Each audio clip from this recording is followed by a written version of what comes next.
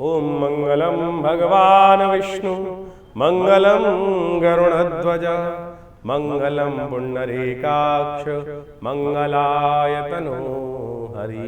गुरुर्ब्रह्मा गुरुर्विष्णु गुरुर्देवो महेश्वरा गुरु साक्षात् परब्रह्म तस्मै श्री गुरुवे नमः। नमस्कार, स्वागत है आपका आचार्यवाणी में। मैं आचार्य डॉक्टर विक्रमादित्य आपके साथ हूँ। आज का विषय हमारा आचार्यवाणी चैनल के माध्यम से आपके समक्ष है। वृश्चिक राशि वालों के लिए 7 तारीख की बात कर लेते हैं। वृश्चिक राशि वालों के लिए शनिवार का अवसर है और द्वादशी तिथि उदया तिथि के रूप में विद्यमान है। गजकेसरी योग आपकी राशि में बना ही हुआ है, लेकिन ठीक है, 12वें भाव में बना है तो थोड़ा सा 50% तो अच्छा बनता दिखाई दे रहा है। यदि खर्चे कंट्रोल कर लोगे तो अच्छा रहेगा। जुर्माने की बात ना करें, सही ऑर्गेनाइज वे में काम करने का प्रयास करें। सबसे बड़ा परिवर्तन उसके साथ साथ जो होने का योग है, आपके मंगल का परिवर्तन, जिसके बारे में कार्यक्रम के आरंभ में हमने बताया। मंगल महाराज परिवर्तन की तरफ जा रहे हैं। वो दशम भाव में प्रवेश करते दिखाई दे रहे हैं। दशम भाव में मंगल आपके राशि को देखेंगे, अपने घर को देखेंगे और वो उसमें नई शक्ति का उदय करते दिखाई दे रहे हैं। इसके साथ साथ शनि महाराज भी अपने ही नक्षत्र में चलते हुए उसके द्वितीय चरण में प्रवेश कर रहे हैं, उत्तरा भाद्रपद नक्षत्र के। तो ये भी कहीं ना कहीं आपके लिए कुछ पॉजिटिव योग बनाते दिखाई दे रहे हैं। चंपक द्वादशी है इस दिन।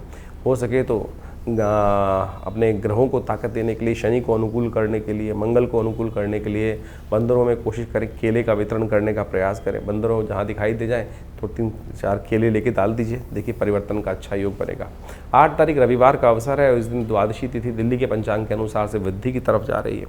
और जिस पक्ष में, जिस मास में एक तिथि घटे दूसरे पक्ष में वो तिथि बढ़ जाए तो एक तिथि का सुंदर योग बनता है।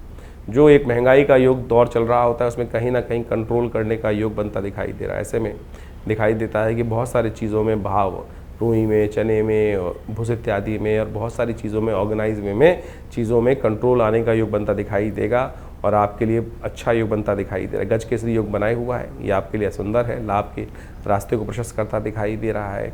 तो ऐसे में बस स्वास्थ्य का थोड़ा ध्यान रखते हुए कार्य करेंगे तो अच्छा रहेगा। रवि प्रदोष है इस दिन और सबसे बड़ा परिवर्तन एक और हो रहा है कि सूर्य महाराज जो रोहिणी नक्षत्र में चल रहे थे उससे निकल कर अब मृगशिरा मंगल के नक्षत्र में प्रवेश कर रहे हैं, आपकी राशि में प्रवेश कर रहे हैं और ये कहीं ना कहीं उसके नेगेटिव प्रभाव को कम करने का रास्ता आपको मिलेगा। रवि प्रदोष है, शाम को हो सके तो गंगा जल से, सुंदर ठंडे गंगा जल से भगवान का अभिषेक करें, भगवान शंकर का। ये रवि प्रदोष कीर्ति की वृद्धि करता है, रुके हुए कार्य को गति देने के योग बनाता है। 9 तारीख सोमवार का अवसर, इस दिन त्रयोदशी तिथि उदया तिथि है और ग्रह नक्षत्रों के दृष्टिकोण से आपकी राशि में ही चंद्रमा महाराज प्रवेश करते दिखाई दे रहे हैं और उसके साथ साथ बुध का भी परिवर्तन नक्षत्र के अनुसार से हो रहा है। राहु के नक्षत्र में बुध का प्रवेश हो रहा है और सर्वार्थ सिद्ध योग भी बना हुआ है। ये परिवर्तन ओवरऑल आपके लिए नई एनर्जी को गेन करते दिखाई देंगे, लेकिन फिर भी थोड़ी बुद्धि जो है वो आपको कहीं ना कहीं धोखा दे सकती है। बुद्धि का साथ शांत होकर लेने का आपको प्रयास करना चाहिए। इसके लिए अच्छा रहेगा एक छोटा सा काम करने का प्रयास करें। दही से भगवान शंकर का अभिषेक करें या दही का दान करें।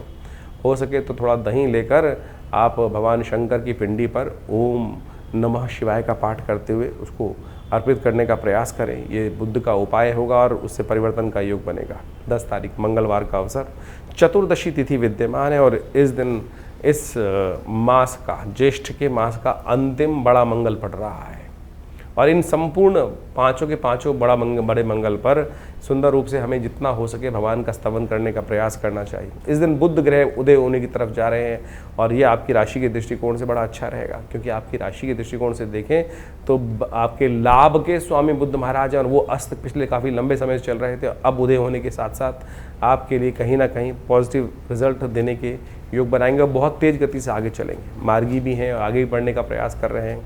तो ये आपके लिए कहीं ना कहीं स्थिति को सही रास्ते पर डालने का, जो विचार मन में आ रहे हैं उन पे कार्य कर पाएंगे, ऐसे योग बनते दिखाई दे रहे हैं। भद्रा भी बन रही है, ध्यान रखिएगा। दोपहर को 11:35 के बाद नए कार्यों में हाथ न डालें। सत्यव्रत इसी दिन रहेगा। भगवान का सुंदर स्तवन करें और जैसा बड़ा मंगल का योग हमने बताया आपको, हमने पाँचों बड़े मंगल पर आश्रम पे सुंदरकांड का पाठ रखा। इस पर कार्यक्रम पे भी इस दिन भी यानी 10 तारीख को भी विशेष तौर पर अंतिम बड़ा मंगल जो पड़ रहा है, इसमें विशेष आश्रम पे कार्यक्रम रखा गया है। सुंदरकांड का पाठ रहेगा, हनुमान जी का स्तवन रहेगा और साथ साथ हनुमान जी को चोला चढ़ाया जाएगा। तो आप अवश्य अपने नाम से भी पाठ करा सकते हैं और स्वयं करें अपने घर में बैठकर, तो बहुत अच्छा है। यदि नहीं कर पा रहे हैं तो फिर आश्रम के इस व्यवस्था का सहयोग ले सकते हैं फ़ोन नंबर पे संपर्क साध के भगवान का सुंदर स्तवन अपने नाम से करिए। नहीं कर सकते हैं तो कम से कम करवाइए, देखिए लाभ होगा। जो ज्योतिष का ग्रह योग आपने अभी समझा, किस प्रकार से ज्येष्ठ के अंतिम भाग में, ज्येष्ठ मास के अंतिम भाग में जो ग्रहों का योग बन रहा है, विभिन्न परिवर्तन के योग बने इस ज्येष्ठ के मास में। यानी अगर ज्योतिष के दृष्टिकोण से आप देखें कि शनि को छोड़कर बाकी समस्त ग्रह अपनी अपनी राशि से परिवर्तन का योग इस ज्येष्ठ के महीने में बना चुके हैं, और इन सब का प्रभाव आपकी जन्मपत्री के अनुसार से आपके जीवन पर गोचर का प्रभाव अवश्य हो रहा होगा।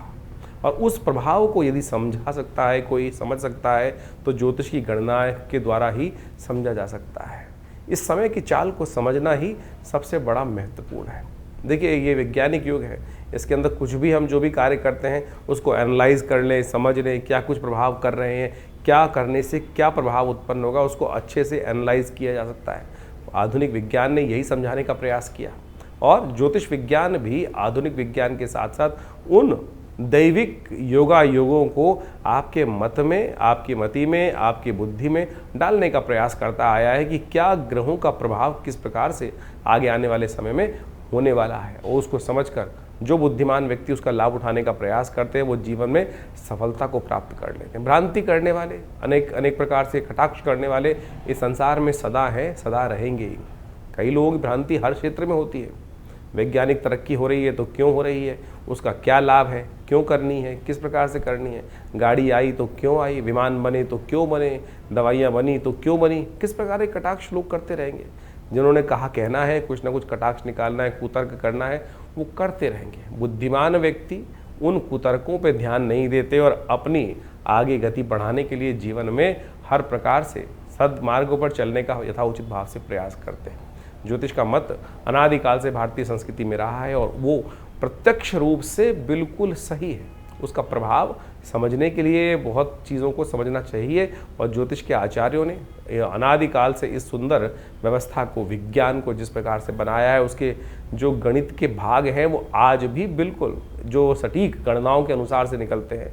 सोचें कि अनादिकाल में जिस प्रकार से हमारे ऋषि मुनियों ने केवल गणित के सूत्रों को लगाकर उन व्यवस्थाओं को, आकाशीय मंडल में घटने वाले उस योग को उन गणित की गणनाओं के माध्यम से जो कागजों पे उतारा, वो बिल्कुल आज भी प्रत्यक्ष रूप से 100% सत्य निकलता है। इसको भी आपको आश्चर्य के तौर पे स्वीकार करना चाहिए। तो फिर कैसे विज्ञान नहीं है? तो तथाकथित तौर पर बहुत सारे लोग अनेक प्रकार से आपके मनोमस्तिष्क में विडंबनाएं उत्पन्न करने का प्रयास करेंगे। बुद्धिमान व्यक्ति अपने जीवन को सही राह पर डालने के लिए इस विज्ञान का लाभ लें, और उससे कई बार ऐसी समस्या हो जाती है कि हम कई प्रकार से भ्रांति में फंस जाते हैं। अब ज्योतिष के अंदर एक कारण जानने का रास्ता बचाया कि जीवन में घटना क्यों घट रही है। ज्योतिष के अंदर जो योग है उसको कर्म के द्वारा बदला जा सकता है। कि सैद्धांतिक तौर पे मान लीजिए आपकी जन्मपत्री में कई बार क्या होता है कि किसी कुंडली में बहुत अच्छे योग हैं, किसी कुंडली में बहुत खराब योग हैं, लेकिन फिर भी वो अच्छे योग कार्य नहीं कर रहे हैं, और जो खराब योग हैं उनका प्रभाव जीवन में ना चाहते हुए भी हो रहा है। कारण क्या है? कारण है कर्म, सही दिशा में किया गया कर्म। यदि देखिए आपकी जन्मपत्री जो है वो पूर्व अर्जित कर्मों के अनुसार का कर्मों का लेखा जोखा है। जैसे आपने एक वर्ष में कार्य किया, उसके अंत में एक बैलेंस शीट बनाई, और उस बैलेंस शीट के अनुसार से जो भी आपका लेखा जोखा कार्य किया गया उसका पूरा प्रभाव वहाँ दिखाई दे जाता है। बुद्धिमान सीए जो होंगे, ऑडिटर होंगे, उसको देख के समझ जाएंगे कि इस व्यक्ति ने किस प्रकार का, इस कंपनी ने कैसा कार्य किया है, और आगे आने वाले में कंपनी किस प्रकार का कार्य करने के लिए रास्ता अपना सकती है। लेकिन यदि आने वाले समय में उस कंपनी ने, उस व्यक्ति ने कार्य ही नहीं किया, कर्म ही नहीं किया, सोया रहा या नुकसान के सौदे कर लिए, तो फिर क्या उसकी बैलेंस शीट, पूर्व की बैलेंस शीट जो है उसके ऊपर कोई चीज़ें इस प्रकार से दायित्व डाल सकते हैं। तो वही प्रभाव आपकी जन्मपत्री का है कि आपकी जन्मपत्री जो जन्मकालीन समय में बनकर आई है वो पूर्व अर्जित कर्मों का लेखा जोखा लेके आई है। जिस दिन से आपका जन्म हुआ उस दिन से आपके ग्रह योगों के साथ साथ आपका कर्म जुड़ जाता है। आप कर्म किस दिशा में कर रहे हैं? यदि सदकर्म कर रहे हैं तो वो पुण्यों का भाव से आपके शुभ कर्म जो है वो आगे आकर आपके जीवन में सुख का पदार्पण कर देंगे। और यदि शुभ कर्म नहीं कर रहे हो, अशुभ कर रहे हो जन्म के बाद से, तो समझ लो फिर वो जो पाप प्रवृत्ति व्यक्ति की है वो कहीं ना कहीं कष्ट देने के योग बना लेती है। ये तो सिद्धांतिक तौर पे हम इस सिद्धांत को समझाने का प्रयास कर रहे हैं कि जो लोग समझते हैं कि डेस्टिनी डिफाइंड है, ऐसा नहीं है। चेंज कर सकते हैं आप अपने कर्मानुसार। तो ज्योतिष का ये प्रत्यक्ष प्रभाव, कई लोग सरेंडर कर देते हैं कि अगर मेरी कुंडली में दरिद्र योग है तो मैं दरिद्र ही रहूँगा। ऐसा नहीं है भाई। दरिद्र योग है तो उसको परिवर्तन कर कर आप उसको शुभ योग बना सकते हो। और अगर राजयोग है और आप कर्म नहीं करोगे, सोए रहोगे, शुभ उसका लाभ लेने का प्रयास नहीं करोगे, अशुभ कर्म करते रहोगे, तो फिर वो राजयोग सब समाप्त भी हो जाएगा, शुभ योग, धन का योग समाप्त भी हो जाएगा, छन्नी भी बन जाएगा। तो ये आपको सही रूप से समझ लेना चाहिए कि ये सब कर्म का खेल है और कर्म के साथ आपका हर चीज़ जुड़ा हुआ है। शास्त्र में कहा गया ना, अवश्यमेव भोक्तव्यम कृतम कर्म शुभाशुभम। तो इसको हमें सत्य रूप से समझ लेना चाहिए। और अनेक प्रकार से रास्तों को समझाने के लिए शास्त्र में विभिन्न विभिन्न प्रकार के माध्यमों से उन सब सिद्धांतों को समझाया जाता है। और हम समझें, कई बार कुंडली के अंदर बड़े प्रकार के दरिद्र योग बने हुए हैं, केमुद्रम योग हैं। लोग चाहते हैं, बड़ी विचित्र स्थिति है कि ज्योतिषी के पास आके लोग किसी भी विज्ञान पे जाते हैं, चमत्कार की बात करते हैं कि चमत्कार कर दीजिए बस कुछ। अरे भाई, चमत्कार नाम की चीज़ इस संसार में कुछ नहीं होती है। अगर आप चमत्कार ज़्यादा बात करोगे तो बहुत सारे लोग, हर शाख पे इतने शातिर लोग बैठे हैं, वो कहीं ना कहीं आपको कष्ट में डालने के योग बना देंगे। तो इसलिए सबसे पहले अपने मस्तिष्क से, अपने विचारों से इस बात को हटा दीजिए कि चमत्कार कोई कर सकता है। सैद्धांतिक तौर पे कार्य किया जा सकता है, सैद्धांतिक तौर पे आपको कार्य समझा जा सकता है। हर चीज़ का प्रभाव है, क्या वो नग है, क्या वो मंत्र है, क्या वो दान है, क्या वो पुण्य है, किसी प्रकार से औषधि का उपयोग है, हर चीज़ का कहीं ना कहीं एक वैज्ञानिक विश्लेषण है। सैद्धांतिक तौर पे उसको समझा जा सकता है कि कैसे कार्य किया। अब इस कार्य को समझने में किसी को दिक्कत हो तो वो उसको चमत्कार का नाम दे देता है। तो इसलिए इस बात को सही समझ लें कि चमत्कार नाम की कोई चीज़ होती नहीं है। जिस चीज़ का वैज्ञानिक विश्लेषण हमको समझ में नहीं आ रहा है, प्रोसेस समझ में नहीं आ रहा है, तो हम उसको तथाकथित तौर पे चमत्कार की गणना में ला के खड़े कर देते हैं। तो इस तरह से आप अपने ग्रहों को सही से समझें। तो ज्येष्ठ का महीना जो हमने आपके समक्ष रखा, ये बहुत पुण्य आने वाला महीना है। इसमें निर्जला एकादशी, इस शास्त्र में कहा गया है कि केवल एक जल का दान, आपके धन के नहीं, जल का दान कहा गया। सोचें, जल तो यथेच्छ मात्रा में अभी तो संसार में व्याप्त है, लोटा भरो और एक जल का दान दे दो, वही सबसे श्रेष्ठ दान कहा गया है। निर्जला एकादशी का सुंदर व्रत इस एकादशी इन ज्येष्ठ के मास में आता है। गंगा का पदार्पण इस ज्येष्ठ के मास में हुआ, जिसे गंगा दशहरा कहा जाता है। दशम पापम हरति दशहरा, केवल एक डुबकी मात्र उस गंगा जल में ले लेने से आपके समस्त अनेक कर्मों में किए गए जो कर्म है, दशम पापम हरति दशहरा, यानी समस्त पापों से निवृत्ति का मार्ग ये दशहरा केवल जल से स्नान करने से प्राप्त हो जाता है। तो सोचें कितना सुंदर भारतीय संस्कृति ने अपने शास्त्रों के माध्यम से उस सिद्धांत, जीवन के रहस्य को समझाने का प्रयास किया है। लेकिन हम तथाकथित तौर पर केवल हर चीज़ में विद्वत जनों को गाली देने का काम करते रहते हैं कि नहीं, जो इस प्रकार से हमारे सनातन के लोगों ने, आचार्यों ने कहीं ना कहीं गोरख धंधा बना दिया, ये कर दिया, वो कर दिया। तो इस बात को, भ्रांति को हटाने का प्रयास करें, अपने संस्कृति के प्रति उलाहना ना दें। हमने संस्कृति के प्रति क्या किया वो समझने का प्रयास करना है हमको, तो वो अच्छा रहेगा। संस्कृति तो बड़ी सुंदर है, परिष्कृत है, सुंदर है, सुनियोजित है, सुसज्जित है।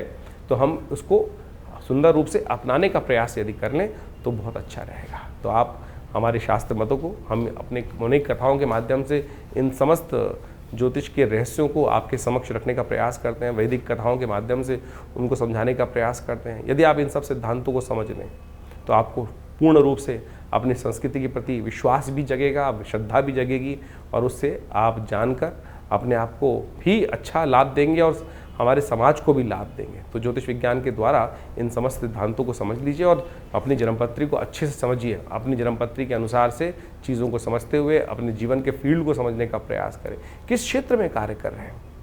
कई बार क्या होता है, हम जीवन में कौन से क्षेत्र के कार्य करने आए थे और कहाँ भटक जाते हैं। बचपन से ही, बाल्यकाल से ही हमको अपने जीवन के लक्ष्य को समझना चाहिए कि मैं किस चीज़ के लिए बना हूँ, मैं कौन से कार्य करने के लिए। नहीं तो क्या होता है, जीवन में व्यक्ति भटकता रहता है और फिर जाके 40-50 साल बाद उसको एक दिशा प्राप्त होती है।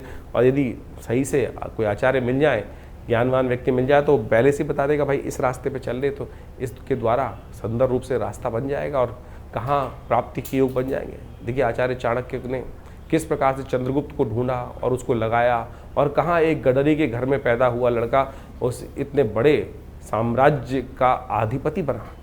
तो इसलिए ये ज्योतिष के मत के अनुसार से, आचार्यों के मत के अनुसार से, उनके आशीर्वाद से हमें चलने का प्रयास करना चाहिए। और ये समस्त विज्ञान जो है, भारतीय संस्कृति का विज्ञान अपने आप में बहुत सुंदर है।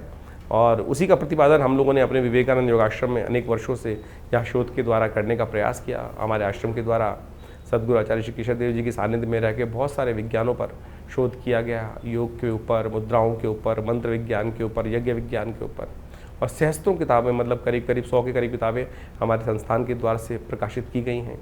बहुत सारे अनुसंधान कार्य चलते हैं। तो आप भी विभिन्न समय पर विभिन्न यज्ञों इत्यादि में जो हम आपको सूचना देते रहते हैं और उसके बारे में आप आकर जुड़ सकते हैं।